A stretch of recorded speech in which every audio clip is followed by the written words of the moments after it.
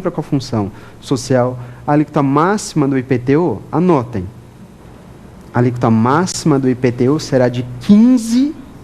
A alíquota máxima do IPTU de 15%. E é claro que, uma vez que ela alcança em 15% e o proprietário não cumpre a função social, ou insiste em não cumprir com a chamada função social, a alíquota continua sendo exigida ano a ano, sempre a 15%. Mas se o proprietário cumprir com a função social, bom, se ele cumprir com a função social, se a alíquota, por exemplo, estava em 15%, no ano seguinte, ela retornará à sua origem, tendo em vista, na verdade, o cumprimento por parte deste proprietário. Perfeito?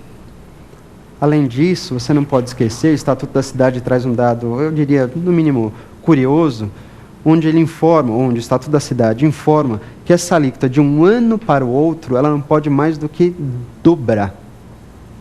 Como assim? De um ano para o outro, a alíquota pode, no máximo, duplicar. Como eu falei para vocês, a alíquota estava em 1, passou para 2. De 2, pode passar para 4. De 4, pode passar para 8. Mas a alíquota poderia, por exemplo, de 4 passar direto para 15%? Não. Ela pode, no máximo, de um ano para 8, de um ano para o outro, dobrar de tamanho. Ela não poderia triplicar, ou sem o decorrer do tempo, ela simplesmente de 1 chega direto em 15%. O município tem condições de aplicar isso, sempre observando o Estatuto da Cidade e, portanto, observando também as restrições dessa legislação federal. Veja que essas informações a respeito do IPTU, embora a gente tenha que buscar um pouquinho das características dispostas na Lei 10.257 de 2001, que é uma legislação federal, todas essas informações estão previstas na Constituição Federal, aonde? No artigo 156, parágrafo 1º, essencial para o IPTU, bem como no artigo 182, parágrafo 4º, inciso 2, também da Carta Magna. Informações essas que trazem para a gente um resumo do IPTU no que tange a aplicação das suas alíquotas, seja de maneira progressiva, seja de maneira seletiva.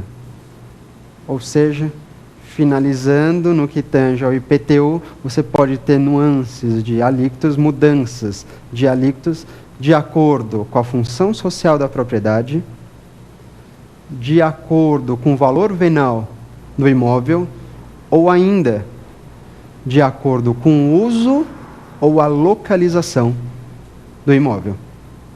Essas são as características que a nossa Constituição traz a respeito desse imposto de competência dos municípios e que é muito interessante a gente reconhecer e saber como elas devem e podem ser aplicadas. Portanto, essas foram as minhas considerações a respeito do IPTU, segundo o texto da Constituição Federal. E qualquer dúvida que você queira saber um pouquinho mais a respeito do IPTU, umas perguntas interessantes, artigos, notícias jurídicas, acesse o site www.lfg.com.br. E agora, vamos caminhar para o nosso segundo bloco, o Pergunte ao Professor.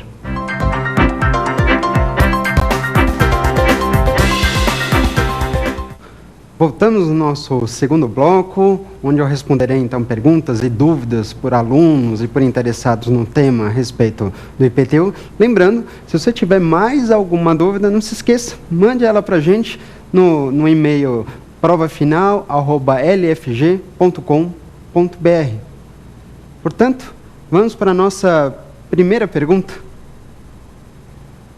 O locatário de um imóvel está sujeito a pagamento de IPTU? A pergunta é bastante interessante desse nosso aluno a respeito da locação, ou melhor do que isso, sobre a necessidade do locatário estar sujeito ao pagamento do IPTU. A pergunta é bastante interessante, bastante curiosa, por quê? Porque se você é locatário, provavelmente está lá registrado no seu contrato que você tem total responsabilidade no pagamento do IPTU. Mas é verdade. Isso quer dizer, então, que o proprietário ele se exime do pagamento do IPTU e lança esse ônus tributário para você, que é locatário, que já arca com gastos, especialmente com aluguel? Você é obrigado a pagar o IPTU?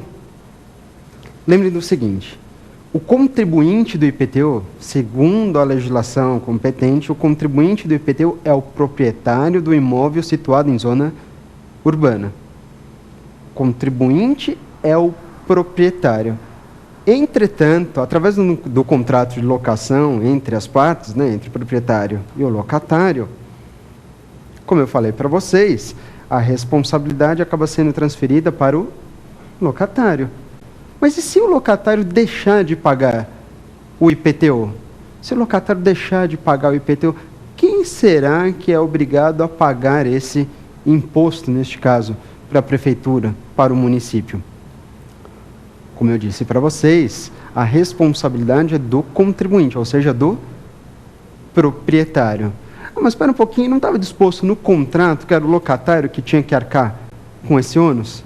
Sim, estava disposto no contrato.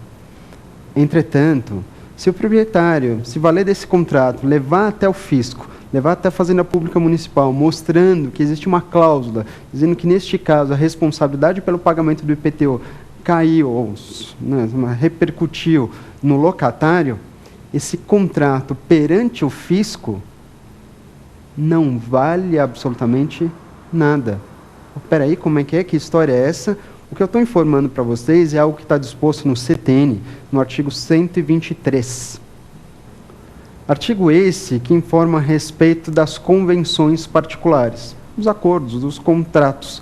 As convenções particulares não poderão ser opostas à fazenda pública. Ou seja, o que eu estou querendo dizer é que esse contrato entre locador e locatário vale entre as partes. Mas se o proprietário levar esse contrato até o fisco, dizendo, olha, acabei de receber uma notificação para pagar o IPTU, sendo que era o locatário que tinha que recolher, será que o proprietário pode mostrar para o fisco que essa notificação deveria ter sido levada ao locatário e não a ele, proprietário? O fisco, o município, não quer nem saber. Ele diz simplesmente que o contribuinte é ele, proprietário, e que neste caso, apenas em razão de um contrato entre as partes, é que o IPTU foi alçado sob responsabilidade do locatário. Portanto, a resposta nesse sentido ela é bastante simples. É o proprietário que é contribuinte do IPTU. É o proprietário que é contribuinte do IPTU. Se o locatário deixa de recolher o imposto, é o proprietário que recebe a notificação para o pagamento desta exação, sendo que esse contrato não vale perante o fisco, vale apenas entre as partes. Ou seja, significa que o proprietário paga o imposto. E depois, se for o caso, ele ingressa civilmente para se valer do cumprimento daquela cláusula contratual, exigindo, então, esse pagamento do locatário. Ficou claro? O proprietário é o contribuinte. O contrato entre as partes não vale para efeitos de transferência de responsabilidade. Isso é apenas uma forma de facilitar a vida do fisco na exigência de um tributo. Ficou claro? Perfeito. Vamos passar agora para a nossa segunda questão. Perguntas ao professor. Professor, desde quando o IPTU pode ter suas alíquotas aumentadas em razão do valor do imóvel? A pergunta é bem interessante e ela, na verdade, dispor sobre algo curioso que eu tive a oportunidade de comentar. Desde quando as alíquotas do IPTU, a partir de que momento as alíquotas do IPTU podem ser aumentadas só por conta do valor venal do imóvel? Lembra que eu tinha dito para vocês que a Constituição Federal autoriza o IPTU a ter alíquotas progressivas por conta do valor venal? Pois é. Essa autorização da Constituição, ela só surgiu com o advento da Emenda Constitucional número 29 do ano de 2000. Verdade, essa autorização só surgiu a partir do ano de 2000.